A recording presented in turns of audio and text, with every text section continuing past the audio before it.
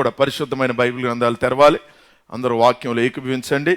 యోహాను సువార్త 2వ అధ్యాయము 13 నుంచి 17 వచనాలు చదువుకుందాం. యూదుల పస్కా పండుగ సమీపింపగా యేసు యెరూషలేమునకు వెళ్ళి దేవాలయములో ఎడ్లను గొర్రెలను పావురములను అమ్మువారిని రోకలు మార్చువారిని కూర్చుండుట చూచి త్రాళ్లతో కొరడాలు చేసి గొర్రెలను ఎడ్లన్నిటినీ దేవాలయములో నుండి తోలివేసి రోకలు మార్చువారి రోకలు చల్లివేసి వారి బల్లల పడద్రోసి పావురములు అమ్మవారితో వీటిని ఇక్కడ నుండి తీసుకొని పొండి, నా తండ్రి ఇల్లు వ్యాపారపుటిల్లుగా చేయకుడని చెప్పాను. ఆయన శిష్యులు నీ ఇంటిని గూర్చిన ఆసక్తి నన్ను భక్షించునని రాయబడి ఉన్నట్లు జ్ఞాపకము చేసుకొనిరి. ప్రేమ కలిగిన ప్రభువా, దయగలిగిన తండ్రి, నీ పరిశుద్ధ నామానికి వందనాలు, స్తుతులు, స్తోత్రాలు. ఈ ఉదయ కాలము దేవుని యొక్క చదవబడిన ఈ యొక్క మాటలను కొద్దిసేపు మేము ధ్యానం చేస్తుండగా నీ మాటలన్నిటి ద్వారా మమ్మల్ని అందరినీ కూడా బలపరచమని యేసు నామమున అడిగి వేడుకొంచున్నాము తండ్రి, ఆమేన్. దయచేసి కూర్చోండి. ఈ పరిశుద్ధ పునరుద్ధాన దినమందు కూడి వచ్చినటువంటి మీ అందరికీ కూడా మన ప్రభువును మన రక్షకుడైన యేసు పరిశుద్ధ నామములో నా హృదయపూర్వక వందనాలు తెలియచేస్తున్నాను. దేవునికి స్తోత్రం కలుగునుగా. సో మరి ఒకసారి మీ అందరితో కలిసి దేవుని రీతిలో ఆరాధన చేయటానికి మీరు మాకు ఇచ్చినటువంటి ఈ యొక్క గొప్ప భాగ్యం అంతటిని బట్టి కూడా దేవుని సన్నిధిలో దేవునికి స్తోత్రాలు చెల్లిస్తున్నాను. చదవబడిన వాక్య భాగము యోహాను సువార్త కానీ, మత్తయి సువార్త కానీ, మార్కు సువార్త కానీ, లూకా సువార్త కానీ 4 సువార్తల్లో కూడా రాయబడినటువంటి ఏకైక మాటలుగా దీని గురించి మనం చూస్తూ ఉంటాం. 4 సువార్తలు మనం చూస్తే ఈ సువార్తలన్నింటిలో కొన్ని సువార్తల్లో రాయబడినటువంటి అద్భుతాలు ఇంకో సువార్తలో రాయబడలేదు. కొన్ని సువార్తల్లో ఉన్నటువంటి అంశాలు ఇంకొక సువార్తలో రాయబడలేదు. ప్రతి ఒక్క సువార్తికుడు కూడా ఆ కాలములో దేవుడు వారి జీవితంలో జరిగినటువంటి సంఘటనలను, ప్రభు అయినటువంటి యేసుక్రీస్తు వారు యెరూషలేములో ఉన్నప్పుడు జరిగిన ప్రతి సంఘటనని కూడా ఆ కాలములో ఉన్నటువంటి వారందరూ కూడా దానిని గురించి ధ్యానం చేశారు, దాని గురించి రాశారు, దాని గురించి మనకి వివరించగలిగారు. అందుకోసమే కానీ 4 సువార్తల్లో కూడా రాయబడినటువంటివి కొన్ని అంశాలలో దీని గురించి మనం చూస్తూ ఉంటే ఈ యొక్క మాటలు మనము యోహాను సువార్తలో ఉన్నటువంటిది మత్తయిలో కనబడుతుంది, మత్తయి సువార్తలో ఉన్నటువంటిది మార్కులోను, అలాగే లూకా సువార్తలో కూడా కనబడుతుంది. అంటే 4 సువార్తల్లో కూడా దీని గురించి రాశారు కాబట్టి అది ఎంత ప్రాముఖ్యమో అనేటువంటి విషయాన్ని మనం జ్ఞాపకం చేసుకోవాలి. ఈ మట్టల ఆదివారం, ఈరోజు మట్టల ఆదివారముగా పరిగణించబడుతున్నటువంటి ఈ యొక్క దినము నాడు ప్రపంచవ్యాప్తముగా క్రైస్తవ సంఘాలు అనేటువంటివి ఈ యొక్క మట్టల ఆదివారాన్ని ఒక చాలా ఉత్సాహంగా వేడుకగా జరుపుకుంటూ ఉంటారు. యేసు ప్రభువారు యెరూషలేము అనేటువంటి ఆ యొక్క పట్టణానికి చివరిసారిగా శరీరధారిగా చివరిసారిగా వెళ్ళినటువంటి ఆ యొక్క సందర్భం ఇందులో ప్రస్తావించబడింది. ఆయన చాలాసార్లు యెరూషలేము వెళ్ళారు, కానీ ఇది చివరిసారిగా వెళ్ళిన తర్వాత ఆయన మళ్ళీ యెరూషలేము అనేటువంటి ప్రాంతం దగ్గరికి రాలేదు. ఎందుకోసం అంటే అక్కడి నుంచి ఆయన పరలోకానికి ఆరోహణమయ్యాడు అని బైబిల్ మనతో మాట్లాడుతాం.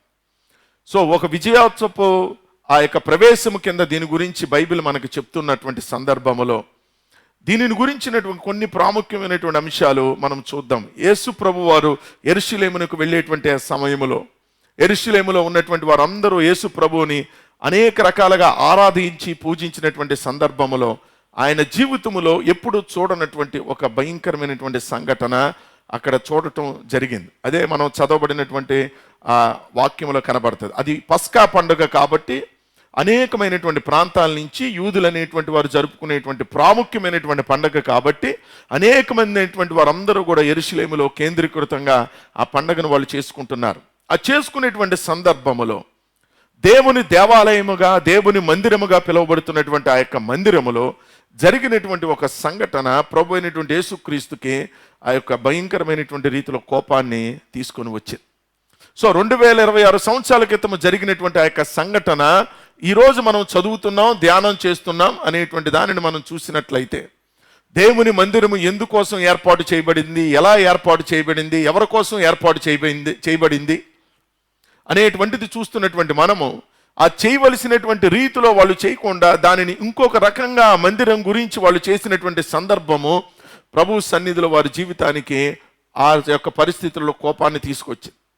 ఆ కోపాన్ని తీసుకొచ్చినటువంటి ప్రక్రియలో దేవుడు అక్కడ ఉన్నటువంటి పరిస్థితి అంతటినీ కూడా మనం చూసినటువంటి సందర్భాన్ని మనం చూస్తున్నాం. అక్కడ జరిగినటువంటిది ప్రార్థన కాదు, అక్కడ ప్రార్థన కంటే భిన్నముగా ఇంకొక కార్యము జరిగింది.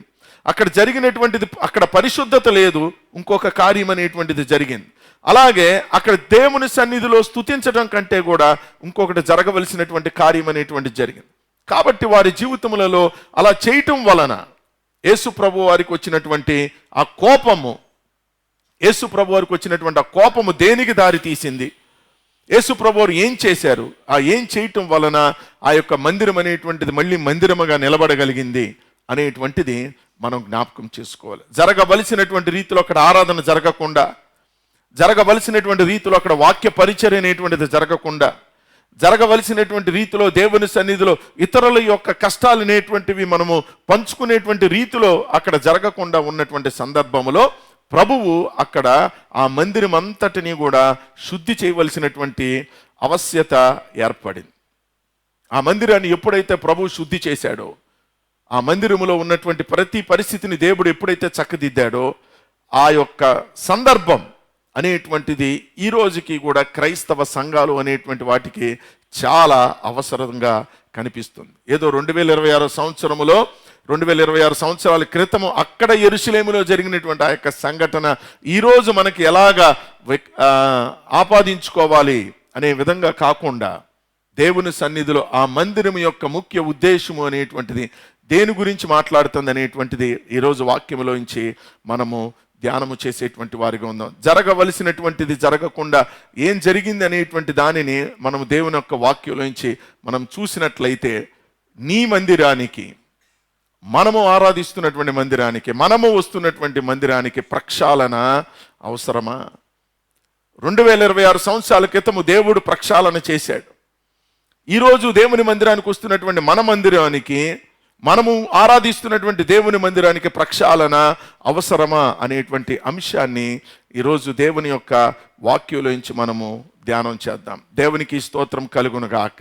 ఈరోజు నువ్వు మందిరాలు ఎంత బాగా నువ్వు నిర్మించుకోగలిగావు అనేటువంటిది కాదు, మందిరములో ఎన్ని సౌకర్యవంతమైనటువంటివి ఉపకరణములు ఉన్నాయి అనేటువంటిది ఆవశ్యకత కాదు దేవునికి. నీ మందిరములో ఉండవలసినటువంటి రీతిలో ఉండవలసినటువంటి ఉంటున్నాయా లేదా, నీ మందిరములో చేయవలసినటువంటి రీతిలో మనం చేస్తున్నామా లేదా, తన స్వరక్తం ఇచ్చి సంపాదించినటువంటి ఆ యొక్క సంఘములో, తన ప్రాణము పెట్టి సంపాదించినటువంటి ఆ యొక్క మందిరములో, దేవుని పిల్లలుగా దేవుని మందిరానికి వస్తున్నటువంటి మనందరి జీవితాలలో ఆ మందిరములో ఉన్నటువంటి ఉపకరణములు చూసి, నా మందిరం ఇంత బాగుంది, నా మందిరం ఇంత సాఫిస్టికేటెడ్గా ఉంది, నా మందిరం ఇంత రకరాలైనటువంటి ఉపకరణములు ఉన్నాయి, నా మందిరములో అసలు లోటు అనేటువంటిదే లేదు అని అనుకునేటువంటి వారందరికీ జీవితంలో మనం జ్ఞాపకం చేసుకోవలసినటువంటి దానిని మనం జ్ఞాపకం చేసుకుంటూ, ప్రక్షాళన మన మందిరాలకి, ఇప్పుడున్నటువంటి మందిరాలకి నిజంగా ప్రక్షాళన అనేటువంటిది అవసరమా కాదా అనేటువంటి దానిని ఈరోజు దేవుని యొక్క వాక్యంలోంచి మనం చూద్దాం. దేవునికి స్తోత్రం కలుగునుగాక. హల్లెలూయా. సో మొదటిదిగా మనం జ్ఞాపకం చేసుకోవలసినటువంటిది ఏంటంటే, అసలు దేవుని మందిరం యొక్క ఉద్దేశము ఏంటి అనేటువంటిది మొదటిదిగా మనం జ్ఞాపకం చేసుకోవాలి. దేవుని మందిరం యొక్క ఉద్దేశం ఏంటి? మందిరము దేవుని యొక్క సేవకి అంకితము చేయబడినటువంటిది. దేవుని మందిరం అనేటువంటిది యొక్క ఉద్దేశం ఏంటనంటే, ప్రజలను మందిరములోనికి తీసుకురావటం మాత్రమే కాదు, ఆత్మలను మందిరములోనికి నడిపించడం మాత్రమే కాదు, మందిరములోకి వచ్చిన తర్వాత ఆ మందిరములో ఉన్నటువంటి వారు ఏం చేయాలనంటే, దేవుని యొక్క సేవకి అంకితము చేయబడినటువంటిదే దేవుని యొక్క మందిరం. దేవునికి స్తోత్రము కలుగునుగాక. సో యేసు ప్రభు వారు వస్తున్నటువంటి సమయంలో ఆయనను ప్రజలు అనేటువంటి వాళ్ళు, దావీదు కుమారునికి జయము, దావీదు కుమారునికి స్తోత్రము కలుగునుగాక, హోసన్నా హోసన్నా నేను పాడుచు కీర్తిస్తూ ఆరాధన చేస్తూ వారిని దేవునిని మహిమపరుస్తున్నారు వాళ్ళందరూ కూడా. సో అది కొంతమందికి నచ్చలేదు. అక్కడ శాస్త్రులు అనే వాళ్ళకి, పరిసయ్యులు అనే వారికి, ప్రధాన యాజకులు అనేటువంటి వారికి వాళ్ళు చేస్తున్నటువంటి మాటలు, వాళ్ళు చేస్తున్నటువంటి ఆ యొక్క పరిస్థితిని నువ్వు చూస్తున్నావని ప్రభు దగ్గర ప్రశ్నించినప్పుడు, బాలురు యొక్కయు చంటి పిల్లల యొక్కయు స్తోత్రముల మీద దేవుడు ఆసీనుడై ఉన్నాడనే విషయం మీరు ఎరుగురా? దేవుడు మిమ్మల్ని పుట్టించింది, దేవుడు మిమ్మల్ని పెంచింది, దేవుడు మిమ్మల్ని పోషిస్తుంది. ఆ నోటితో మీ యొక్క శరీరముతో మీరు దేవునికి స్తోత్రం చెల్లించటానికే కదా. ఒకవేళ కనుక మీరు స్తోత్రం అనేటువంటి చెల్లించకుండా, ఆరాధన చేయకుండా, కీర్తనలు పాడకుండా మీరు ఎలా పడితే అలాగా మందిరానికి వచ్చి కూర్చుంటే అది దేవుని యొక్క ఉద్దేశము కాదు అని అంటది బైబిల్. నా మందిరము సమస్త జనులకి కూడా ప్రార్థనా మందిరం అని రాయబడినటువంటి మాట మీరు వినలేదా?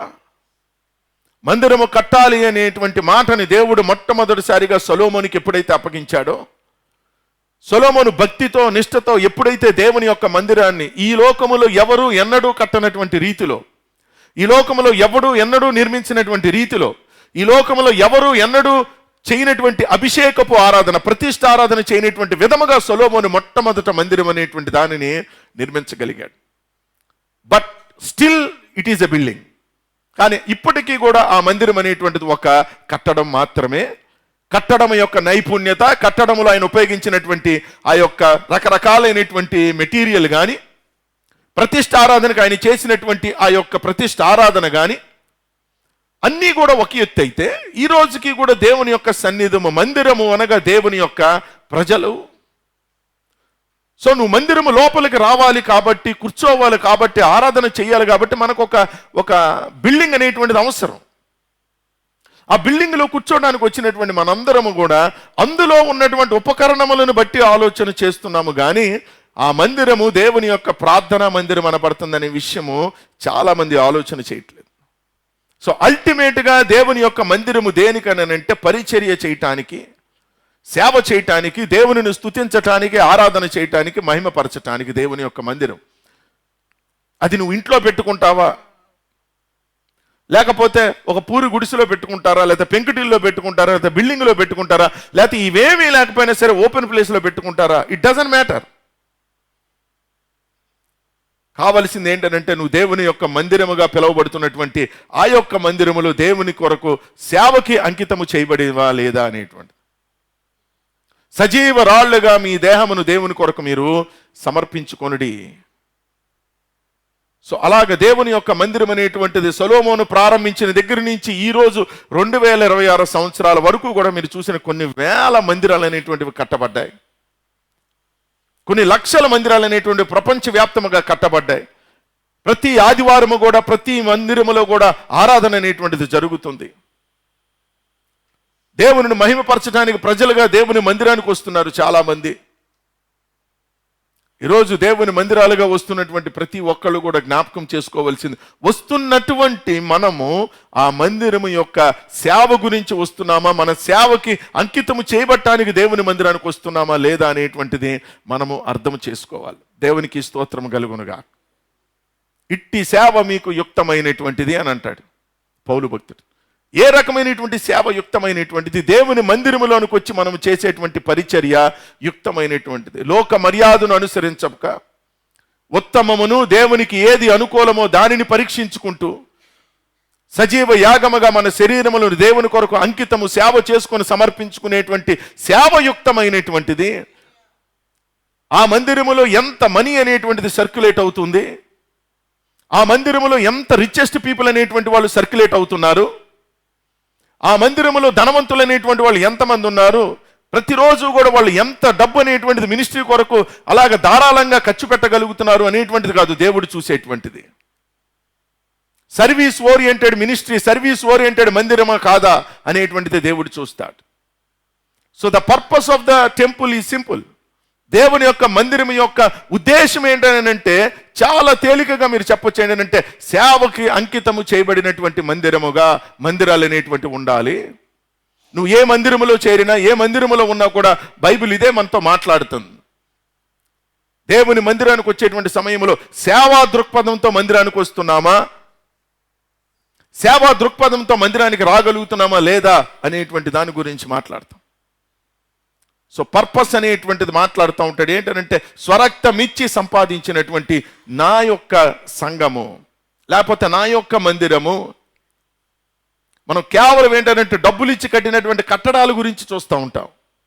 కానీ దేవుడు ఏమంటాడనంటే ఈ మందిరము కట్టబడాలి అని అంటే నా స్వరక్తం ఇవ్వాల్సి వచ్చింది. ఆ స్వరక్తం ఇచ్చినటువంటి మందిరములో మీరు ఎలాగ దేవుని మందిరంలోకి వచ్చి కూర్చుంటున్నారు, ఎలాగ దేవుని మందిరంలోకి వచ్చి ఆరాధన చేస్తున్నారు. అలా ఆరాధన చేసినప్పుడు దేవుని యొక్క పరిచర్య అనేటువంటిది జరుగుతుందా, సేవ అనేటువంటిది జరుగుతుందా లేదా అనేటువంటిది చాలా స్పష్టంగా మాట్లాడుతాం. సో ఉద్దేశం చాలా స్పష్టంగా చెప్పింది. అనేకమైన నశించిపోతున్న ఆత్మలు అనేటువంటి వారిని లోపలికి తీసుకొని రావాలి. వచ్చినటువంటి వారందరూ కూడా దేవుని ఆరాధన చేయాలి, కీర్తించాలి, స్తుతించాలి. మౌనంగా ఉండటానికి కాదు మనం వచ్చింది. ఆ కాలంలో చాలా మంది స్తుతించలేనటువంటి వారు ఉన్నారు కాబట్టే స్తుతిస్తున్నటువంటి వారిని చూచి వాళ్ళు తట్టుకోలేకపోయారు. అందుకోసం ఆ పిల్లలు చేస్తున్నటువంటి స్తుతి మీద నీకు అర్థమవుతుందా అనేటువంటి సమయంలో ప్రభు మాట్లాడుతున్నాడు. ఏంటనంటే, మీరు మాట్లాడకపోతే, మీరు స్తుతించకపోతే, మీరు చేతులు ఎత్తకపోతే రాళ్ళు స్తుతిస్తే అనేటువంటి మాట గురించి మాట్లాడతాం. సో దేనినైనా చేయించుకోగలడు దేవుడు. కానీ మీరు చేయవలసిన పని ఏంటి, మనము చేయవలసిన పని ఏంటి? దేవుని మందిరాలుగా దేవుని మందిరానికి వచ్చినప్పుడు మనము చేయవలసినటువంటి పని ఏంటనంటే, మౌనముగా డంబుగా కూర్చోవటం కాదు మనం చేయవలసినటువంటి. ఎక్కడ మాట్లాడాలో ఎక్కడ మాట్లాడకూడదు అనేటువంటిది మనకు తెలుసు కదా. కొద్ది వివేచన అనేటువంటిది. దేవుని మందిరానికి వచ్చినప్పుడు మాట్లాడాలి, దేవుని మందిరానికి వచ్చినప్పుడు నోరులు తెరవాలి, దేవుని మందిరానికి వచ్చినప్పుడు హృదయాలు తెరవబడాలి. మీ చేతులు అనేటువంటివి పైకెత్తుతూ దేవుని మనం స్తుతించాలి. కేవలం ఇక్కడ కూర్చున్నటువంటి వారు మాత్రమే చేయవలసినటువంటి పని కాదు. ఒక వారం పురుషులు, ఒక వారం స్త్రీలు, ఒక వారం ఏమో యవనస్తులు చేసేటువంటి యొక్క ఆరాధనలు మిగిలినటువంటి వారు అందరూ అలా కూర్చొని చూడమని కాదు. సో పరిచర్య చేయటానికి దేవుని మందిరానికి వచ్చేటువంటి మనం సేవకి అంకితము చేయబడేటువంటి వారిగా, సమర్పణ కలిగినటువంటి వారిగా, దేవుని యొక్క మందిరానికి హృదయపూర్వకంగా వచ్చు వారిగా అనేటువంటి రీతిలో ఉండి, just should not be like participants అనేటువంటి రీతిలో కాదు, వచ్చి వెళ్ళిపోయేటువంటి పార్టిసిపెంట్స్ కింద కాదు. We should involve in the ministry. దేవుని యొక్క పరిచర్యలో, ఆ యొక్క ఆరాధనలో ప్రతి ఒక్కరు కూడా పాలిభాగస్తులు కావాలి. దేవునికి స్తోత్రము కలుగునుగా. That is the whole and soul purpose of God's temple. దేవుని యొక్క మందిరం యొక్క పూర్తి యొక్క అర్థము ఏంటి అని అంటే దాని గురించే మాట్లాడతాడు. ఒక షాపు పెట్టాడు అని అంటే ఎందుకోసం? అందులో ఉన్నటువంటి వాటన్నిటినీ కూడా అమ్మటం కోసం. సో దేవుని మందిరానికి వచ్చినటువంటి ప్రతి ఒక్కళ్ళు కూడా జ్ఞాపకం చేసుకోవాల్సింది ఏంటంటే, ఎందుకు నేను మందిరానికి వస్తున్నాను అనేటువంటిది కనుక నీకు అర్థమైతే, ఆ మందిరం యొక్క విలువ అర్థమవుతూ ఉంటే, సేవ కొరకు మనము అంకితము చేయబడినటువంటిది దేవుని యొక్క మందిరము. ఆ దేవుని యొక్క మందిరంలోకి వచ్చే ప్రతి ఒక్కరు కుటుంబాలుగా వచ్చినా, వ్యక్తిగతముగా వచ్చినా, ఎలా వచ్చినా సరే దేవుని మందిరానికి ఇది దేవుడు ఉండే స్థలము కదా అనేటువంటి ఉద్దేశంతో మందిరానికి రావాలి. దేవుడు నివసించేటువంటి స్థలము కదా, దేవుడు నేను చేసే ఆరాధన, నేను నేర్చుకుంటున్నటువంటి వాక్య భాగము, చెప్తున్నటువంటి వాక్య భాగము, నా విధానాలన్నీ కూడా దేవుడు పరిశీలన చేస్తున్నాడు కదా. నువ్వు వచ్చిన కాడి నుంచి కూర్చొని మళ్ళీ వెళ్ళే వరకు కూడా ఎవ్రీ మూమెంట్, ఎవ్రీ సెకండ్ అనేటువంటిది దేవుడు గమనిస్తూనే ఉంటాడు. అఫ్ కోర్స్ నువ్వు నిద్రపోతున్నా కూడా దేవుడు గమనిస్తాడు. ప్రతీది గమనిస్తూ ఉంటాడు. కానుకలేస్తున్నటువంటి వారితో సహా, కానుకలేసేటువంటి వారిని కూడా దేవుడు పరిశీలన చేశాడు. హృదయంతో వేస్తున్నారా, మనుషులకు చూపించాలని వేస్తున్నారా?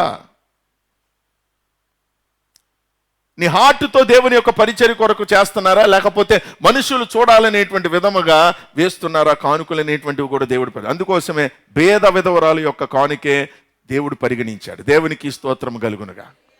సో ఉన్నదంతా దేవుని యొక్క పరిచర్యకి అంకితము చేసుకున్నటువంటి ఆ యొక్క స్త్రీ, ఉన్నదంతా దేవుని యొక్క మినిస్ట్రీకి ఇచ్చినటువంటి ఆ యొక్క స్త్రీ యొక్క కానుకకే దేవుడు ఎక్కువ వాల్యూ ఇచ్చాడు. కొంత దాచుకున్నటువంటి వారి గురించి దేవుడు అసలు పరిగణలోనికి తీసుకోలేదు. సో ఈరోజు దేవుని యొక్క పరిచర్య కొరకు అంకితము చేయబడినటువంటి వారిగా ఉంటున్నామా లేదా అనేటువంటిదే మనం జ్ఞాపకం చేసుకోవాలి. సో పస్కా పండుగ అనేటువంటిది జరుపుకోవటానికి యూదులందరూ ఎక్కడెక్కడ ఉన్నారో వాళ్ళందరూ కూడా యెరూషలేము దగ్గరికి వచ్చారు. ఆ యెరూషలేము దగ్గరికి వచ్చినప్పుడు ఆ యెరూషలేములో వాళ్ళు చేసినటువంటి ఒక పని, మందిరములోనికి వెళ్ళి ఆ మందిరములో ఆరాధన అనేటువంటిది లేకుండా, స్తుతి అనేటువంటిది లేకుండా, వాక్య పరిచర్య అనేటువంటిది లేకుండా, ఏ ఉద్దేశముతో దేవుడు ఆ మందిరాన్ని కట్టాడో ఆ కట్టినటువంటి దాని యొక్క ఉద్దేశము వాళ్ళకి తెలుసో తెలియకో, లేకపోతే నిర్లక్ష్యమో, లేకపోతే అజాగ్రత్తో, లేకపోతే గర్వమో ఏంటో తెలియదు, కానీ వాళ్ళు అక్కడ చేసినటువంటి పని ప్రభు అయినటువంటి యేసుక్రీస్తుకి కోపం తెప్పించింది. ఉద్దేశము మార్చబడింది అక్కడ. ఆ ఉద్దేశం మార్చబడటం వలన వారి జీవితంలోకి వచ్చినటువంటిది ఏంటంటే ఒక సమస్య తీసుకొచ్చారు వాళ్ళు ఆ మందిరములో. ఆ సమస్య ఏంటనంటే మందిరాన్ని కరప్ట్ చేశారు వాళ్ళు. దేవుని మందిరం యొక్క ఉద్దేశం ఏంటనంటే సేవ చెయ్యాలి, కానీ దేవుని యొక్క మందిరం ఏమైందనంటే అక్కడ కలుషితమైపోయింది. ఏ రకంగా కలుషితమైపోయింది అనేటువంటిది మనం చూస్తున్నాం బైబిల్లో. అదే 4 సువార్తల్లో కూడా రాయబడింది. యోహాను కానీ, మార్కు కానీ, మత్తయి కానీ, లూకా సువార్తలో 4 సువార్తల్లో కూడా 4 సువార్తికులు దీని గురించి చాలా ప్రాముఖ్యం ఉన్నది కాబట్టి నలుగురు కూడా దీని గురించి రాయగలిగారు. అలా రాసినటువంటి సమయంలో దేవుని సేవకి అంకితము చేయబడిన మందిరములో దేవుని యొక్క సేవకు బదులు మందిరం ఏమైందనంటే కలుషితం అయిపోయింది. It was corrupted and it was polluted. Pollution అనేటువంటిది జరిగింది అనేటువంటిది మాట్లాడు. సో ఈరోజు దేవుని యొక్క వాక్యంలో యోహాను సువార్త 2వ అధ్యాయం 14వ వచనములో ఉన్నటువంటి మాటను గనక చూసినట్లయితే, దేవాలయములో ఎడ్లను, గొర్రెలను, పావురములను అమ్మువారిని, రూకలు మార్చువారిని కూర్చుండుట చూచి అనేటువంటి. సో ఆలయములో అనేటువంటి పరిస్థితిని అక్కడ ఎడ్లు లేకపోతే రోకలు ఇవన్నీ కూడా పక్క పెట్టండి. అక్కడ జరిగినటువంటి కరప్షన్ ఏంటనంటే అమ్మటము అనేటువంటి మాట, అమ్ముకొనుట లేకపోతే అమ్మేవారు అనేటువంటి మాటను ఒక్కసారి జ్ఞాపకం చేసుకో. దేవుని యొక్క మందిరములో అమ్మకాలు అనేటువంటి మాట. ఈ ప్రపంచములో మీరు ఈరోజు ఒకసారి ఈ ప్రపంచములో మోస్ట్ కమర్షియల్ ప్లేస్ ఏదో చెప్పాలి మీరు నాకు.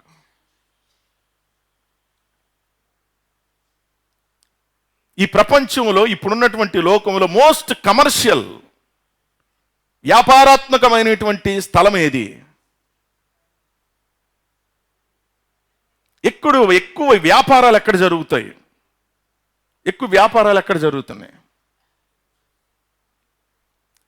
చాలాసార్లు అనుకుంటూ ఉంటాం కదా, ముంబై నగరం వాణిజ్య నగరం అనేటువంటి మాట మన భారతదేశానికి.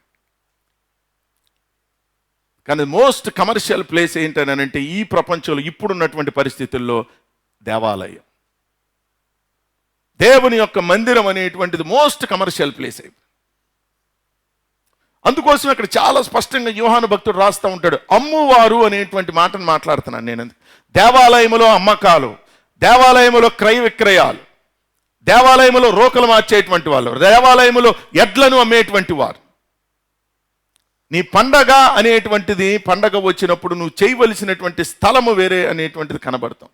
నువ్వు వ్యాపారం చేయటం తప్పు కాదు, కానీ వ్యాపారం చేసిన స్థలం అనేటువంటిది తప్పు.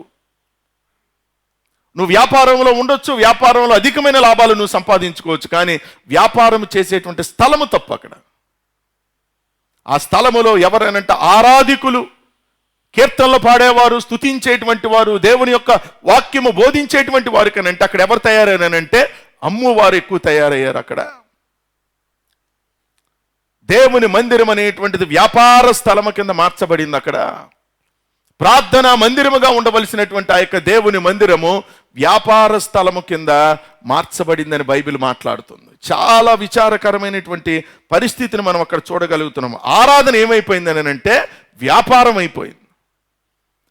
దేవుని సన్నిధిలో ఆరాధన చేయడానికి వచ్చేటువంటి వాళ్ళు వ్యాపారం చేయటం ప్రారంభించారు. బల్లలేశారు అని ఉంది బైబిల్లో. అక్కడ ఎడ్లను తీసుకొచ్చారు, లేకపోతే రోకలు మార్చేటువంటి వాళ్ళు వచ్చారు.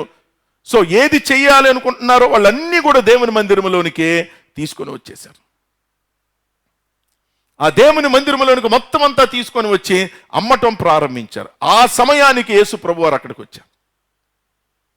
ఆరాధన జరుగుతుందేమో అనే విధంగా మందిరంలోనికి ప్రవేశించారు. ఆయన నా తండ్రిని ఆరాధన చేస్తున్నారు కదా వీళ్ళందరూ, అదే కదా ఈ యొక్క దేవుని మందిరము అనే ఉద్దేశంతో అక్కడికి వచ్చినప్పుడు ఆరాధన స్థలములో ఏం జరిగిందని అంటే వ్యాపారం జరిగింది. అక్కడ బలి అనేటువంటిది ఎలా మారిందని అంటే లాభదాయకం కింద మార్చుకున్నారు వాళ్ళు. అలాగే భక్తి దుర్వినియోగం చేయబడింది. 3 విషయాలు జరిగినాయి అక్కడ. భక్తి అనేటువంటిది ఎలా చేయబడింది అని అంటే దుర్వినియోగం చేయబడింది. అలాగే బలి, ఆల్టర్ మీద నువ్వు ఏదైతే నువ్వు చేయాలనుకుంటున్నావో బలి అనేటువంటి దానిని, అది నువ్వు ఏం చేస్తున్నారని అంటే బలి అనేటువంటిది నీకు లాభకరంగా మార్చుకోవడానికి ప్రయత్నం చేశారు వాళ్ళు అక్కడ. అలాగే ఆరాధన పూర్తిగా వ్యాపారము కలిగినటువంటిదిగా మార్చబడింది. సో ప్రక్షాళన అనేటువంటిది ఆ కాలములో ఉన్నటువంటి ఆ సంఘానికి అవసరమా, లేకపోతే ప్రక్షాళన అనేటువంటిది ఈ కాలములో ఉన్నటువంటి సంఘాలకు అవసరమా? అందుకోసమే మీ మందిరాలకి ప్రక్షాళన అవసరమా అనేటువంటి అంశం గురించి మాట్లాడతాం. ఆరాధన చేసేటువంటి చేతులు వ్యాపారం చేసేటువంటి విధంగా మార్చబడ్డాయి. సో బలి అనేటువంటిది, ఒక బలిపీఠము అనేటువంటి దాని మీద నుంచి నువ్వు చేసే ప్రతీదీ కూడా ఒక సాక్రిఫిషియల్ రీతిలో నువ్వు చేయాలి తప్ప దానిని నీకు లాభదాయకం కింద చేసుకోకూడదు. దేవుని మందిరాలకు వచ్చేటువంటి మనందరము ఎప్పుడైతే లాభదాయకం కింద మనం చేసుకుంటా ఉంటామో, భక్తి అనేటువంటిది ఏమవుతుందని అంటే, ఒక్కసారి నీవు ఆ మనీ మీద నువ్వు ఎప్పుడైతే నువ్వు ఎక్కువ కాన్సన్ట్రేషన్ చేస్తావో, ఆ మనీ కోసం నువ్వు ఎన్నిసార్లు అయినా సరే దిగజారటానికి ప్రయత్నం చేస్తూ ఉంటావు, దుర్వినియోగం చేయడానికి ప్రయత్నం చేస్తూ ఉంటావు భక్తి అనేటువంటి దానిని. ఆ దుర్వినియోగం చేసేటువంటి ప్రక్రియలో మందిరము వ్యాపార స్థలము కింద మార్చబడుతుంది. మోస్ట్ కమర్షియల్ ప్లేస్గా తయారవుతుంది. అది కమర్షియల్ ప్లేస్ కింద తయారవుతుంది. అది మినిస్ట్రీ అంతా కూడా ఎక్కడ చూసినా సరే భక్తి ఉండదు, ఆరాధన ఉండదు, వాక్యం ఉండదు, డాక్ట్రిన్ ఉండదు, ఏ రకమైనటువంటి ఇవాంజలిజం అనేటువంటిది ఉండదు. డోర్ టు డోర్ ఇవాంజలిజం కానీ, పర్సన్ టు పర్సన్ ఇవాంజలిజం కానీ ఇవేమీ ఉండవు. Everything the church involves completely with money money money అనేటువంటి రీతిలో మాట్లాడు. ఎందుకోసం అంటే ఒక్కసారి అలవాటు పడినటువంటి ఆ యొక్క వ్యాపార దృక్పథం అనేటువంటిది, ఆ వ్యాపారం ఇంకా చెయ్యాలనిపిస్తూ ఉంటుంది. అది ఎలా తయారవుతుంది అని అంటే, నువ్వు వ్యాపారము చేయొచ్చు కానీ వ్యాపారము చేసేటువంటి స్థలము మందిరము కాదు. చేయవలసినటువంటి రీతిలో నువ్వు చేయకూడనటువంటి పనిని నువ్వు దేవుని మందిరములో చేసిన ప్రతిసారి కూడా బైబిల్ ఏమంటుందనంటే, వారు అమ్మువారు అనేటువంటి మాట. దేనిని కూడా నువ్వు అమ్ముకోకూడదు, వాక్యాన్ని కానీ నీవు అమ్ముకోకూడదు. ఏది ఉచితముగా వచ్చిందో ప్రతి ఒక్కరికి కూడా నీవు దానిని ఉచితంగా పంచాలి అని యేసు ప్రభువు చాలా స్పష్టంగా చెప్పారు. నువ్వు ఎవరింటికైనా వెళ్ళినప్పుడు ఏ విధమైనటువంటి సంచులు అనేటువంటివి తీసుకొని వెళ్ళకూడదు. ఎలా వెళ్ళాలి, ఎలాగ నీకు ఉచితంగా దేవుడు ఇచ్చాడో ఉచితంగానే దేవుని యొక్క వాక్యం అనేటువంటిది నీ దగ్గర ఇతరులకి నీవు ప్రకటించాలి. సో ఆరాధన ఎలా మారిందని అంటే వ్యాపారం కింద మార్చబడింది. మామూలుగా కొబ్బరి నూనె సీసా ఎంత?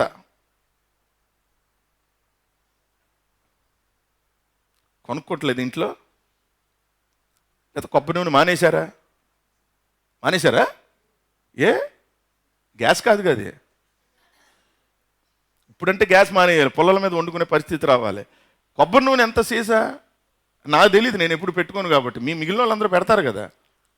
ఎంత, 10 రూపాయలా 20 రూపాయలా? 100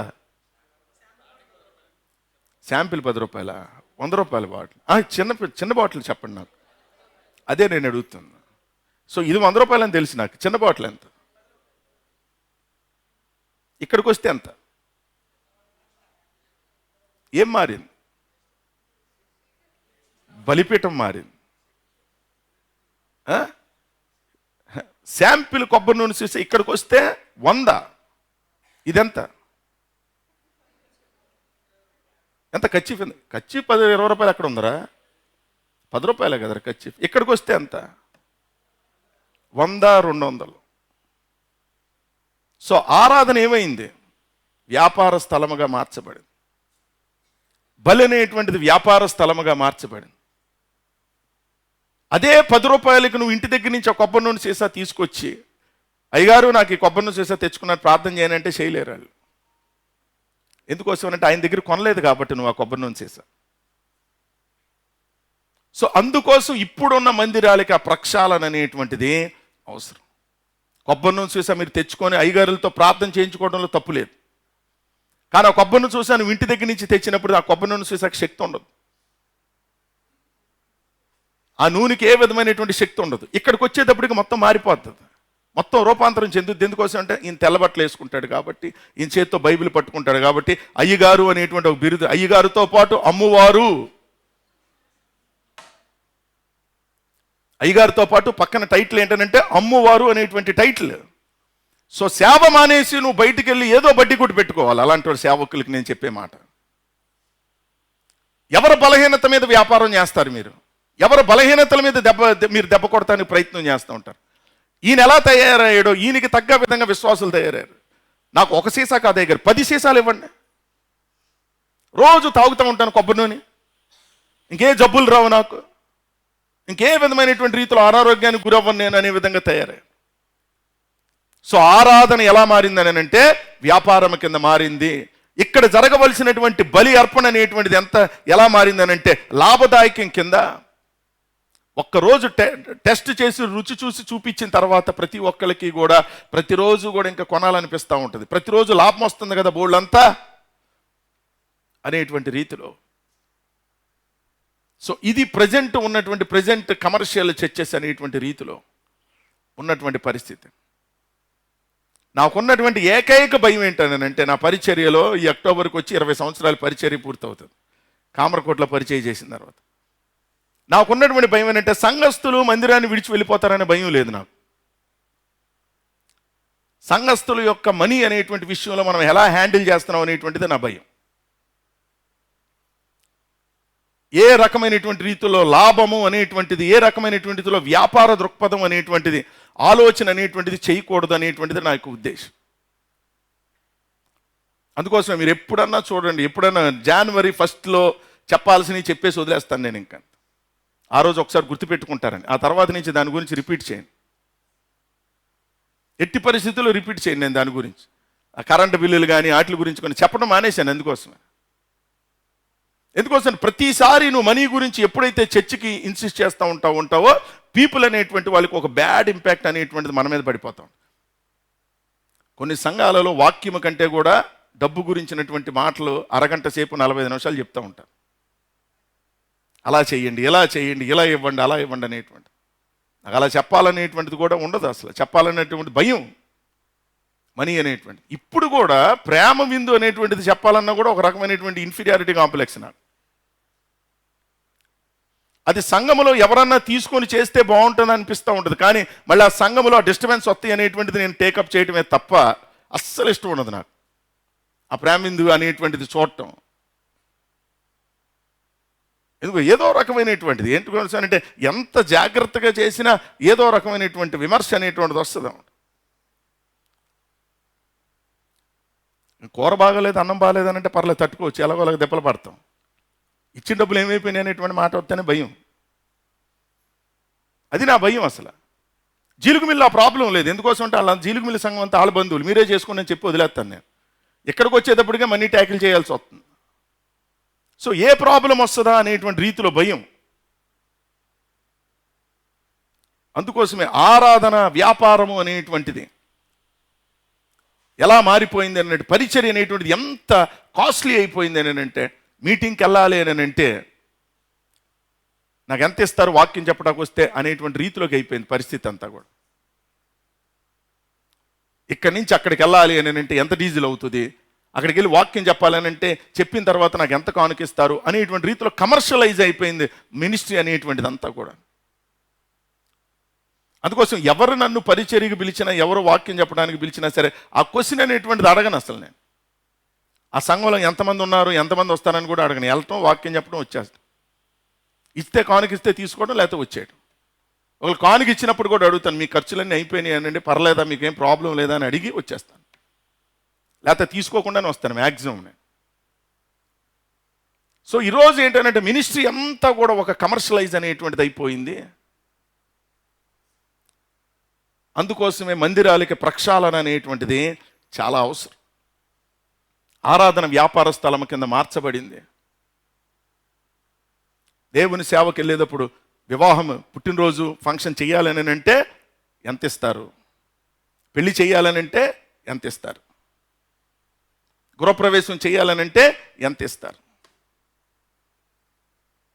ఇది ఎవరో ఇంకొకరి కాలంలో ఎంత ఇస్తారో సంభవం అనేటువంటి రీతిలో తయారైంది. ఇదంతా కూడా సంభావన ఎంత ఇస్తారు నాకు అనేటువంటి రీతిలో పాస్టర్లు తయారు. సో మినిమం అనేటువంటిది ఒక రేట్ అనేటువంటిది ఫిక్స్ చేశారు. మినిమం రేట్ అనేది ఇది ఇస్తే తప్ప నేను చెయ్యను అనేటువంటి రీతిలో తయారు. అది చాలా ప్రమాదకరం. అందుకోసమే సంఘాలకి నేను చెప్పేటువంటి మాట ఏంటంటే, ఎవరికైనా ఏ కుటుంబాలకైనా సరే నేను చెప్తున్నటువంటి మాట ఏంటంటే, మందిరములో అనేటువంటిది ప్రక్షాళన అనేటువంటిది కావాలి. ప్రతి విశ్వాసకి ప్రతి వ్యక్తికి కూడా నేను చెప్పేటువంటి మాట. నా భయం ఎలా తయారైందని అంటే, ఒక్కోసారి నేను ఆలోచిస్తున్న సమయంలో ఎలా తయారైందనంటే, నా భయం గృహకూడికలు పెట్టుకోండి అని ఇన్సిస్ట్ చేస్తే కూడా అది కూడా భయపడుతూనే చెప్పాల్సి వస్తుంది. గృహకూడికలు పెట్టుకోండి. ఎందుకు పెట్టుకోమంటానంటే, గృహకూడికలు అనేటువంటివి ఆ కుటుంబానికి ఆ పక్కన ఉన్నటువంటి వారికి వాక్యం అందించడానికి అనే ఉద్దేశంతో తప్ప కానుక కోసం కాదు. సో అది కూడా చెప్పటం అనేటువంటిది మానేశాను నేను. అందుకే మీ ఇష్టమైతే మీరు గృహకూడికలు పెట్టుకుంటారు, లేకపోతే లేదు. పాస్టర్ గారికి కూడా చెప్పాను, స్త్రీల కూడిక నువ్వు ఇన్సిస్ట్ చెయ్యొద్దు. నువ్వు కావాలని స్త్రీల కూడిక పెట్టుకోండి అమ్మని చర్చోళ్ళకి ఎవరికి చెప్పొద్దు. వాళ్ళంతటా వాళ్ళు పెట్టుకుంటే నువ్వు వెళ్ళి వాక్యం చెప్పిరా అని చెప్తాను. సో మీకు అనిపిస్తూ ఉంటుంది, ఎందుకు పాస్టర్ గారు అస్తమానం గృహకూడికలు పెట్టుకుంటూ ఉంటారు, మన ఖర్చులు ఆయనకి తెలియదు పెట్టదు అనేటువంటి మాట కూడా రావటం నాకు ఇష్టం లేదు. అది concept. So everything become is commercialised. ఈరోజు అదే చెప్తున్నాను, స్త్రీలైనా సరే మీరు గృహకూడి కావాలని అంటే, స్త్రీల కూడి కావాలంటే పాస్టర్ గారు ఇన్సిస్ట్ చేయొద్దని చెప్తున్నాను. పాస్టర్ గారు ప్రారంభంలో కూడా అదే చెప్పాను నేను. ఆరాధనలో అదేంటే జనవరి 1 చెప్తాను, గృహకూడికలు పెట్టుకోవాలంటే పెట్టుకోండి. It doesn't matter to me anything. పిలిస్తే వస్తాను, వాక్యం చెప్తాను. మీరు కానుక ఇచ్చిన ఇవ్వకపోయినా సరే నాకు నష్టం లేదు. అది మీ సమర్పణ మీద ఆధారపడి. ఎందుకోసం అంటే, ఏదన్నా భరించవచ్చు కానీ ఆ బ్యాక్ స్టాబింగ్ అనేటువంటిది భరించలేం. వెనకాల మాటలతో పొడవటం అనేటువంటిది భరించలేం. వివాహాల కోసం ఎదురు చూస్తున్నటువంటి యవనస్తులకు కూడా చెప్తున్నాను, మీ వివాహాలు నాతో చేయించుకోవాలంటే చేయించుకోండి, లేకపోతే ఎవరితో చేయించుకున్నా నాకు ప్రాబ్లం లేదు. నేనే చేయాలని రూల్ ఏమి లేదు. మీకు ఎంత మంచి పాస్టర్ దొరికితే అంత పెద్ద పాస్టర్తో ఉపయోగించుకొని చేయించుకోండి. మీ వివాహం చేయాలంటే నాకు ఎంత వాళ్ళని ఏమంటలేదు. ఎరా జోషి, నువ్వేనంటగా 1, 2 కాకుండా ముందు 3 అంటగా పెళ్ళి ఇంట్లో. అందుకే నీకు చెప్తున్నాను ముందు. సో ఏ విషయంలో అయినా సరే ట్రాన్స్పరెన్సీ అనేటువంటిది కావాలి మన జీవితాలకు. దేని గురించి కూడా ఏ రకమైనటువంటి రీతిలో ఆరాధన అనేటువంటిది లాభదాయకం కాకూడదు. భక్తి అనేటువంటిది మనలో పెరగాలి తప్ప ఈ రకమైనటువంటి ఒడిదుడుకులు అనేటువంటివి ఉండకూడదు. దేన్నన్నా మనం భరించవచ్చు, కానీ ఆ నాలుగుతో వచ్చేటువంటి మాటలు ఇందాక చెప్తుంది కదా, నాలుగు చాలా ప్రమాదకరమైనటువంటి ఆ మాటలు అనేటువంటి మనకు వినబడినప్పుడు మళ్ళీ బాధేస్తూ ఉంటుంది. అందుకోసమే don't make the church as commercial అనేటువంటి, పాస్టర్గా నేను తీసుకున్న నిర్ణయం అది అనేటువంటి మాట. సో భక్తి అనేటువంటిది ఎప్పుడు అమ్మువారిగా పాస్టర్లు అనేటువంటి వాళ్ళు తయారవ్వకూడదు. రోకలు మార్చుకునేటువంటి వారిగా, మందిరంలో జరిగేటువంటి అమ్మకాలు జరిగేటువంటి వారిగా ఉండకూడదు అనేటువంటిది మనము జ్ఞాపకం చేసుకో. మందిరంలో ఏసీలు ఎందుకు పెడుతున్నారు, మందిరంలో ఫ్యాన్లు ఎందుకు వేస్తున్నారు, అది పూర్తిగా మళ్ళీ పాస్టర్ గారికే ఉండిపోద్ది కదా అంటే ఇంకేం చేయను నేను. ఆ డైలాగ్ కూడా వేసేస్తే ఇంకేం చేయాలి నేను సేవకుడిగా. ఫ్యాన్ పాస్టర్ గారికి ఉండిపోతుంది, మనం ఎందుకు కొనేవాళ్ళనంటే ఏం చేయాలి? ఎప్పుడు మీరు క్వశ్చన్ చేయాలనంటే, నేను ఇల్లు వదిలేసి వచ్చి రాత్రులు ఇక్కడ పడుకుంటే ఈ బిల్లు మీతో కట్టిస్తే మీరు క్వశ్చన్ చేయాలి. అది నేను ఎక్కడ పడుకుంటున్నానో తెలుసు కదా. ప్రభు ఏదో ఇల్లు ఇచ్చాడు, ఆ ఇంట్లో పడుకుంటున్నాను, అక్కడ కూడా ఏసీ ఉంది కాబట్టి పర్లేదు, ఇక్కడికి వచ్చి ఏం పడుకోవట్లేదు, ఈ బిల్లు మీతో ఏం కట్టించట్లా. అవన్నీ కూడా మీరు జ్ఞాపకం చేసుకోవాలి. అంతేగాని చిన్న చిన్న సిల్లీ విషయాస్ గురించి ఫ్యాన్లు పాస్టర్ గారికి ఉండిపోతాయి అంటే ఏం చేస్తాను, ఈ ఫ్యాన్ పెట్టుకుని ఎగురుతానా? మీకోసమే కదా ఆదివారం పూట ఫ్యాన్లు వేసేది. మీరే అర్థం, మీరు ఎంత మంచివాళ్ళు అంటే ఫ్యాన్ కూడా అయినవట్లా, ఏసీ కూడా అయినవట్లేదు. కరెంటు బిల్లుకి భయపడ్డారా ఏంటి? చలేసేస్తుంది మీకు ఎండాకాలం కూడా. సో ఆరాధన అనేటువంటిది లాభదాయకంగా ఉండకూడదు. అమ్మా ఆ ఫోన్లు ఎందుకమ్మా నా ప్రాణం తీస్తారు మీరు? అసలు వీళ్ళ దగ్గర తీసుకున్నాను, మీ దగ్గర తీసుకోవాలి ముందు అసలు ఫోన్లు. పాపం వీళ్ళ దగ్గర తీసుకున్నాను, వీళ్ళు కొద్దిగా మంచివాళ్ళే. ఎందుకోసం అంటే రింగ్ టోన్ అయితే కొడతానని భయం వేసి సైలెంట్లో పెట్టుకుంటారు తెలివైన వాళ్ళు. మీరేమో స్టీరియోఫోనిక్ సౌండ్లో పెట్టి తీసుకొచ్చేస్తున్నారు మందిరానికి. ఆలయములో జరిగినటువంటిది ఏంటి? కలుషితం. మందిరాలు అనేటువంటి పూర్తిగా కలుషితం అయిపోయింది. ఈ యమనస్తుల్లో ఎంతమంది పరిచర్యకు వస్తారో నాకు తెలియదు. పరిచర్యకు వచ్చే వాళ్ళకి నేను చెప్పేటువంటిది ఏంటంటే, మనీ కాన్సెప్ట్ మీద మందిరంలో పరిచర్యకు రాకండి. నా మందిరం ఇంత పెద్దగా ఉండాలి, నేను ఇంత పెద్ద సభల్లో మాట్లాడాలి అనే ఆశ ఉండటం మంచిదే. కానీ నిన్ను ఎలాగ దేవుడు వాడుకుంటాడు అనేటువంటి విధంగా ఆలోచన చేసుకుంటూ డోంట్ కమర్షియలైజ్. ఎప్పుడు కూడా వ్యాపారము అనేటువంటి వ్యాపారంగా చేయి. నీ బట్టల కొట్టులో షర్ట్ అనేటువంటిది 500, 1000 రూపాయలకు అమ్ముకుంటావు, నీ రిస్క్ అది. అది వ్యాపార స్థలం కాబట్టి, వ్యాపారం చెయ్యాలి కాబట్టి నువ్వు. కానీ మందిరంకి వచ్చేటప్పటికి ఏది ఉన్నది ఏది లేనిది అనేటువంటిది జ్ఞాపకం చేసుకుంటూ ఎంతెంత మీరు మనుషుల దగ్గర కలెక్ట్ చేస్తున్నారు అనేటువంటిది మీరు ఒక్కసారి జ్ఞాపకం చేసుకో. అవసరమైతే సంఘం దగ్గర సంఘ విశ్వాసుల దగ్గర నా డబ్బులే ఉంటాయి తప్ప వాళ్ళ డబ్బులు నా దగ్గర ఉండవు. అలా పెట్టడానికి ఇష్టపడతాను నేను, ప్రభు నాకు ఇచ్చిన కొలది కూడా. అంతేగాని మిమ్మల్ని దోచుకోవటానికి, మిమ్మల్ని లాక్కోవడానికి, మిమ్మల్ని పీనుగులాగా పీడిగించడానికి పరిచర్య కాదు. దేవుడు నాకు ఇచ్చినప్పుడు ఇస్తాడు, లేనప్పుడు ప్రభు ఇచ్చే వరకు దేవుని దగ్గర వెయిట్ చేస్తాను. సంఘస్థులు అనేటువంటి వారి దగ్గర కూడా ఈ రోజు నుంచి లాస్ట్ ఈ 20 yearsలో కూడా ఎప్పుడు కూడా నేను మనీ ట్రాన్సాక్షన్స్ అనేటువంటివి చేయలేదు. ఎవరి దగ్గర షూరిటీలు తీసుకోలేదు. నేను నాకేదన్నా దేవుడు ఏదైనా అవకాశం ఇస్తే ఇవ్వటానికి ప్రయత్నం చేస్తాను. అందుకని ఎవరిని కూడా చాలా సంఘాలలో సేవకులు అనేటువంటి వాళ్ళు విశ్వాసులను ముంచేసినటువంటి సేవకులు ఎంతోమందిని చూశాను నేను. విశ్వాసులకు మాయమాటలు చెప్పి వాళ్ళ దగ్గర షూరిటీలు పెట్టించుకొని వాళ్ళకి మళ్ళీ తిరిగి డబ్బులు కట్టకుండా ఉన్నటువంటి సేవకులను చాలామందిని చూశాను నేను. ఆ కేటగిరీ అయితే కాలేదు. దేవుని దయ వల్ల దేవుడు ఏదో ఇచ్చాడు, దేవునిలో ముందుకు వెళ్తున్నాం. కానీ చిన్నవి అయినా సరే కొద్ది జ్ఞాపకం చేసుకోవాలి. మరీ ఇలాంటి ఫ్యాన్ల గురించి లైట్ల గురించి మాత్రం మరీ మాట్లాడకండి, మరీ చీప్గా ఉంటుంది అది. పాస్టర్ గారు ఫ్యాన్లు ఏం చేసుకుంటారని. సరే ఇచ్చిన వాళ్ళు ఎవరైనా ఫ్యాన్ ఇచ్చిన వాళ్ళు ఉంటే కనుక ఆ ఫ్యాన్ వెళ్తా పట్టుకెళ్ళిపోండి, మళ్ళీ ఆదివారం తీసుకొచ్చి బిగించేయండి, మీకే రిస్క్ తగ్గుద్ది. ఏసీలు ఎలాగో తీయటానికి కుదరదు. అలాగా ఎవరు ఫ్యాన్ ఇచ్చారో వాళ్ళు మళ్ళీ తీసుకెళ్ళిపోయి మళ్ళీ తీసుకొచ్చేయి. సో ఏది నిజమైనటువంటి ప్రార్థనా స్థలము, ఏది కమర్షియలైజ్ అయిపోయింది అనేటువంటిది కొద్ది వివేచనతో ఆలోచన చేసుకో, చాలా జాగ్రత్తగా. అలాంటి పరిస్థితుల్లో దేవుని మందిరంలోకి వెళ్ళినప్పుడు అక్కడ సేవకుడు ఉన్నాడు, దేవుని మందిరంలోకి వెళ్ళేటప్పుడు అక్కడికి విశ్వాసులు ఉన్నారు అనేటువంటి ఫీలింగ్ అనేటువంటిది మనకి రావాలి, బయట చూస్తున్నటువంటి వారికి రావాలి, అల్టిమేట్గా పరిశీలిస్తున్న దేవునికి రావాలి. కానీ దేవుని మందిరంలోకి వచ్చేటప్పటికి అమ్మవారు ఉన్నారు ఒక్కడు అనేటువంటి పరిస్థితిని మాత్రం తెచ్చుకోకూడదు. నువ్వైనా నేనైనా సరే, మనమైనా. అమ్మేవారు వాళ్ళంతా కూడా మనలాగా వ్యాపారం చేస్తున్నారు, వాళ్ళు మనకంటే ఎక్కువ సంపాదిస్తున్నారు అనేటువంటిది. ఈరోజు ప్రతి బిజినెస్ మ్యాన్ అనేటువంటి వాళ్ళు, స్నేహితులు అనేటువంటి వాళ్ళు మాట్లాడుతుంటే వాళ్ళు మాట్లాడుతూ ఉంటారు చాలాసార్లు, మీ పాస్టర్లకి ఏంటండి. సో ఆ స్టేజ్కి వచ్చేసింది మినిస్ట్రీ అనేటువంటిది. మీ పాస్టర్లకి ఏంటి ప్రాబ్లము అనేటువంటి విధంగా. విశ్వాసాలను పీడించే వాళ్ళు కదా మీరు, విశ్వాసాల దగ్గర లాక్కునే వాళ్ళే కదా మీరు అనేటువంటి పరిస్థితికి వచ్చేసారు. అందరూ అలాంటి కోవాకి కట్టేశారు అందరినీ కూడా. సో అందుకోసమే మరి ఒకసారి జ్ఞాపకం చేస్తున్నాను, దేవుని యొక్క మందిరము కలుషితమైపోయింది. ప్రార్థనా స్థలము కింద పరిచర్య కొరకు అంకితము చేయబడినటువంటి ఆ యొక్క మందిరము ఈరోజు ఎలా తయారైందని అంటే కలుషితమైపోయింది. కలుషితమైనటువంటి మందిరానికి ఏం కావాలనేటువంటి దానిని మూడవదిగా మనం చూస్తున్న ప్రక్షాళన మనకి అవసరము.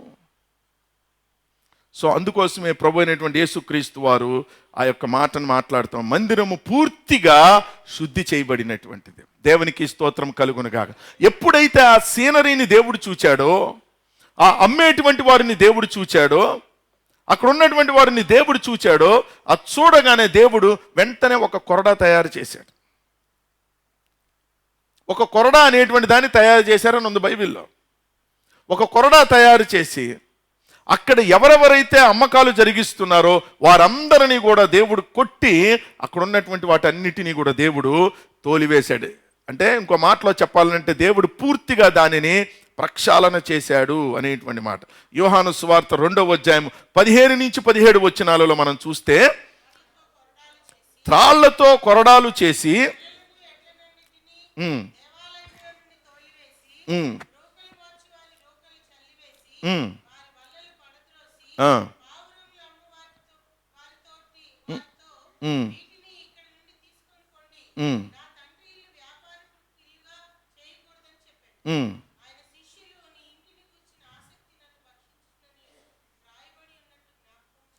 చాలు, దేవునికి స్తోత్రము కలుగునుగాక. నా ఇల్లు, ఆయన శిష్యులు, నీ ఇంటిని గూర్చిన ఆసక్తి నన్ను భక్షించుచున్నది అని రాయబడింది బైబిల్లో అని మాట్లాడుతూ ఉంటాడు. ఇల్లు అనగా దేవునికి ఏంటి? దేవుని మందిరం. నా మందిరము గురించినటువంటి ఆశ నన్ను రోజు రోజుకి భక్షించుచున్నది. నా మందిరం ఏమైపోద్దా, నా మందిరంలో ఉన్నటువంటి ప్రజలు ఏమైపోతా ఉంటారా, ఇలాంటి వారి కోసమా నేను సంఘాన్ని కట్టింది, ఇలాంటి సేవకుల కోసమా నేను రక్తాన్ని చిందించింది, ఇలాంటి సేవకులను నా పరిచర్య కొరకు నేను పిలిచింది అనేటువంటి ఆశ ఆయనను ప్రతి దినము కూడా భక్షిస్తుంది. అలా భక్షించినప్పుడు ఆయన చూసినటువంటి దృశ్యము ఆయనకి ఒక రకంగా బాధ, అలాగే ఒక రకంగా కోపాన్ని తెప్పించింది. ఆ కోపాన్ని తెప్పించినటువంటి పరిస్థితుల్లో వెళ్ళి వాళ్ళని దేవుడు బతిమలాడలేదు. అయ్యా నా దగ్గరికి రండి, రక్షణ పొందండి అని దేవుడు బతిమలాడాడేమో కానీ కొన్ని సందర్భాల్లో. కానీ మందిరములో అలా జరుగుతున్నటువంటి ఆ వ్యాపారాన్ని చూసి దేవుడు వాళ్ళని బతిమలాడకుండా ఆయన కోపము కట్టలు తెంచుకొని తాళ్లతో కొరడాలు చేసి వాళ్ళను కొట్టి అక్కడ ఉన్నటువంటి వాటన్నిటినీ కూడా బయటికి పారదోడు. సో దేవునికి ఈరోజు ఉన్నటువంటి ఆశ దేని గురించి? మందిరము గురించి, మందిరంలో ఉన్న బిడ్డల గురించి. అయ్యో నా బిడ్డలు ఏమైపోతున్నారు, ఆ మందిరంలో ఆరాధన చేస్తున్నారా లేకపోతే రకరకాలుగా వ్యాపారం చేస్తున్నారా అనేటువంటి ఆశ. దేవునికి ఏ రకమైనటువంటి ఆశ ఉన్నదో, ఏ ఆశతో ఆయన భక్షింపబడుతున్నాడో అదే రకమైన ఆశ నిజమైన పిలుపు కలిగిన వారికి కూడా అదే ఉండాలి. దేవుని యొక్క సేవకులు అనేటువంటి వారు విశ్వాసులను వ్యాపారపులు కలిగినటువంటి వారిగా చూడకుండా ఆ విశ్వాసులు అనేటువంటి వారిని ఖచ్చితంగా దేవుని మందిరంలో ఆధ్యాత్మికంగా వాళ్ళని పెంపొందించాలనే ఉద్దేశంతో విశ్వాసులు అనేటువంటి వాళ్ళు ఉండాలి. సో నో పర్సనల్ ఇష్యూస్ అనేటువంటి, వ్యక్తిగతమైనటువంటి ఇష్యూస్ అనేటువంటివి కాదు. వాళ్ళ గురించినటువంటి ఆశ, వాళ్ళ ఆధ్యాత్మికత గురించినటువంటి ఆశ. సో అందుకోసమే దేవునికి ఏ రకమైనటువంటి రీతిలో ఆశ కలిగి ప్రాణము కలిగి ఉన్నాడో ఆయన. మందిరానికి అందరూ రావాలి, ప్రార్థనా మందిరంలో కూర్చోవాలి వాళ్ళంతా. ఎందుకంటే ఒకనొక సమయంకి వచ్చేటప్పటికి సంఘము ఉండదు కదా, నేను తీసుకొని వెళ్తాను కదా, ఈలోపే ప్రతి ఒక్కళ్ళు కూడా మందిరానికి రావాలి. ఆ ఆశ కలిగినటువంటి వారు, ఆ పిలుపు కలిగినటువంటి వారు కూడా, సేవకులు అనేటువంటి వారు కూడా అదే రకమైనటువంటి ఆశ అనేటువంటిది మందిరాల్లో ఉండాలి, విశ్వాసుల పట్ల ఉండాలి. వాళ్ళని ఒక ఏటీఎం మిషన్స్ కింద మనం వాడుకోకూడదు. సేవకులు అనేటువంటి వాళ్ళు, విశ్వాసులు అనేటువంటి వారి దగ్గర నుంచి పారాసైట్స్ కింద, రక్తము పీల్చేటువంటి వారుగా ఉండకూడదు. Everything related to money. ఈరోజు ఇది చెయ్యాలి, మనీ ఇవ్వాలి, ఈరోజు అది చెయ్యాలి, డబ్బులు ఇవ్వండి, ఈరోజు అలా ఉండాలి, డబ్బులు ఇవ్వండి అని ప్రతిరోజు మీరు ఎప్పుడైతే మనీ గురించి ఇన్సిస్ట్ చేస్తూ ఉంటారో, అలాంటి పరిస్థితులు అనేటువంటి వచ్చిన ప్రతిసారి కూడా దేవుడు ఏం చేస్తాడనంటే ప్రక్షాళన చేయవలసినటువంటి అవసరత, ప్రక్షాళన చేయవలసినటువంటి అవసరత. అందుకోసమే దేవుడు ఆ మందిరంలోకి వచ్చిన తర్వాత ఈ did not rearrange the system. వచ్చినటువంటి ప్రతి పరిస్థితిని ఈ బల్ల ఎక్కడ ఉండకూడదు, ఈ బల్ల అక్కడ ఉండకూడదు, ఆ బల్ల ఎక్కడ ఉండకూడదు అని రీఅరేంజ్ చేయలేదు. ఆయన పూర్తిగా ప్రక్షాళన చేశాడు. దేవునికి స్తోత్రం కలుగునుగా. పూర్తిగా శుద్ధీకరించాడు. సో మన జీవితంలో కూడా పాపాన్ని మనలో ఉన్నదనుకోండి, పాపాన్ని దేవుడు రీఅరేంజ్ చేయడు, పాపాన్ని పూర్తిగా ప్రక్షాళన చేస్తాడు. సో అదే బైబిల్లో మనకు చెప్తున్నటువంటి మాట.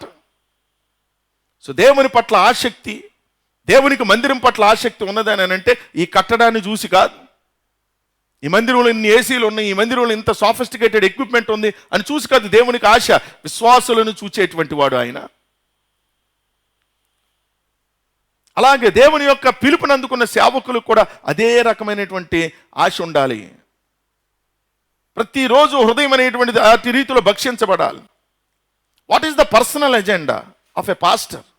వ్యక్తిగతంగా పాస్టర్కి ఎజెండా ఏంటి చెప్పండి? ఒక విశ్వాస మందిరానికి రాకపోతే రిపీటెడ్గా ఫోన్ చేసి మందిరానికి రండి రండి అని అడగాల్సిన పరిస్థితి ఏంటి పాస్టర్కి?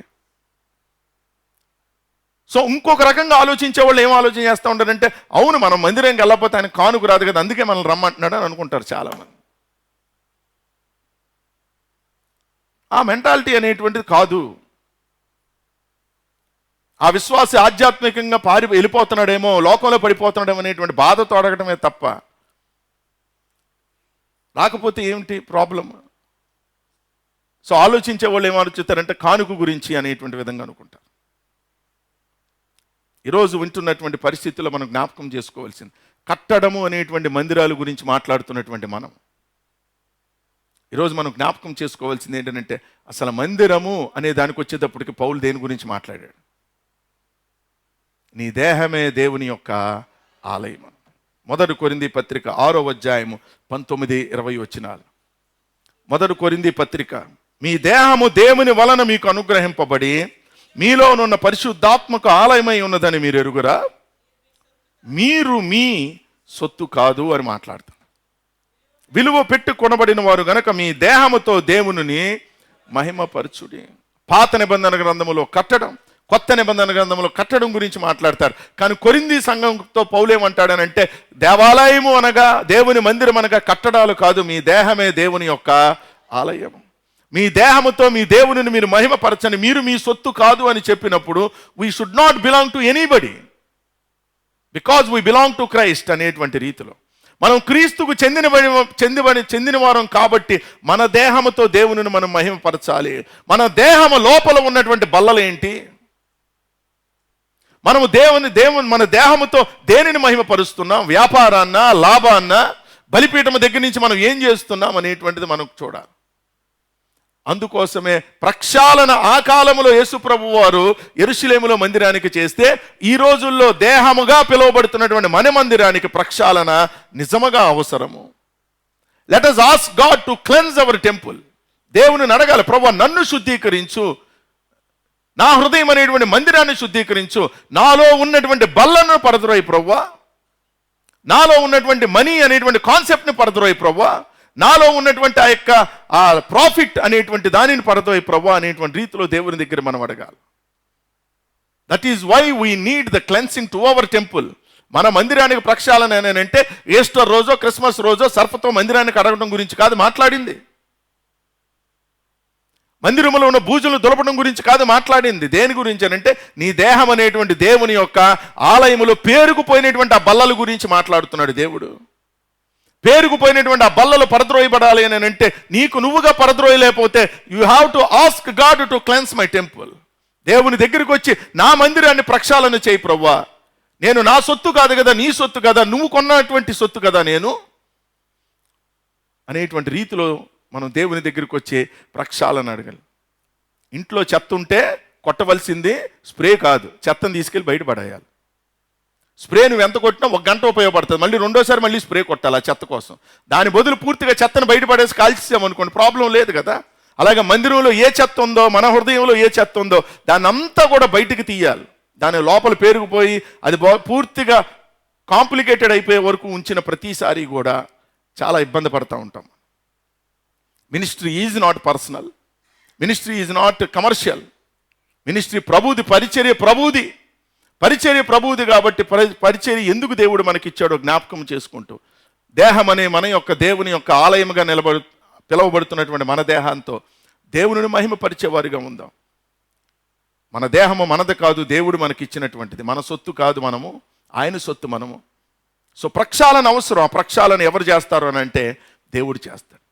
ఆయన కొరడా తీసి కొట్టి బల్లలు పడద్రోసేటువంటి వారుగా కాకుండా నీలో ఉన్నటువంటి ఆ రకమైనటువంటి కాన్స్పిరసీ థియరీ, కుట్రపూరితమైనటువంటి ఆలోచనలు, కుట్రపూరితమైనటువంటివన్నీ కూడా మనసులో ఏదన్నా పెట్టుకుంటే అన్నీ కూడా బయటికి పారద్రోలుకునేటువంటి వారిగా మనం ఉండాలి. యాజ్ ఏ అసెంబ్లీ కాంగ్రిగేషన్గా మనం వచ్చిన ప్రతిసారి కూడా దేవుని సన్నిధిలో మనం ఇట్టి రీతిలో కలిగిన వారిగా ఉన్నప్పుడు ఖచ్చితంగా దేవుడు మన జీవితంలో ప్రక్షాళన చేస్తాడు. So transformation which Christ has brought to the church, సంఘానికి దేవుడు తీసుకొచ్చినటువంటి రూపాంతరం. దేవుని యొక్క మందిరాన్ని ఆ యొక్క వ్యాపార స్థలాన్ని ప్రార్థనా స్థలం కింద మార్చాడు. అక్కడ ఉన్నటువంటి ప్రతి పరిస్థితిని కూడా దగ్గర స్వస్థపరచు పరిస్థితి కింద దేవుడు దాన్ని మార్చాడు. సో ప్రతి మందిరము, ప్రతి దేహము కూడా దేవుని కొరకు అలా తయారవ్వాలి. ఎందుకొరకు నేను పిలువబడ్డాను, ఎందుకొరకు దేవుడు నన్ను రక్షించాడు. దేవుని మందిరానికి వెళుతున్నప్పుడు నిజంగా ప్రక్షాళన మనకు కావాలని వెళుతున్నామా, లేకపోతే యాదృచ్ఛికంగా దేవుని మందిరానికి వెళుతున్నామా, నామకార్థంగా దేవుని మందిరానికి వెళుతున్నామా? దానిని మనం జ్ఞాపకం చేసుకుంటూ దేవుని యొక్క సన్నిధిలో మనం ప్రార్థనాపూర్వకం ఉందాం. ప్రక్షాళన అనేటువంటిది మన మందిరాలకు కావాలి, అనగా నీ దేహాలకు కావాలి. ఎందుకోసం? నీ దేహమే దేవుని యొక్క ఆలయం కాబట్టి. అట్టి రీతిలో దేవునిని ఆహ్వానించండి. ప్రక్షాళన కావలసినటువంటి మన యొక్క హృదయాన్ని ప్రక్షాళన మనం చేసుకుందాం. అట్టి కృప పరిశుద్ధాత్మ దేవుడు మనకు దయచేయును గాక. ఆమేన్.